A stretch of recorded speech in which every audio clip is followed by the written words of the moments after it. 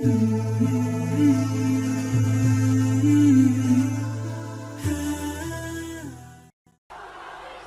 করিম সাল্লাল্লাহু আলাইহি ওয়াসাল্লাম তিনি হচ্ছেন গোটা বিশ্ববাসীর নেতা।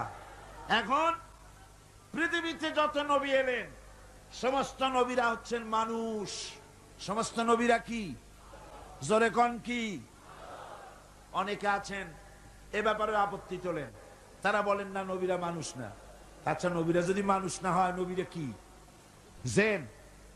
যদি জেন হয় তাহলে মানুষের চাইতে কি জেনের মর্যাদা বেশি? আচ্ছা, জেন না, মানুষও না, তবে কি ফেরেশতা? নবীরা যদি ফেরেশতা হয় তাহলে ফেরেশতার মর্যাদা মানুষের চাইতে বেশি না কম? মানুষের মর্যাদাই তো বেশি। সুতরাং নবীরা সব কি ছিলেন?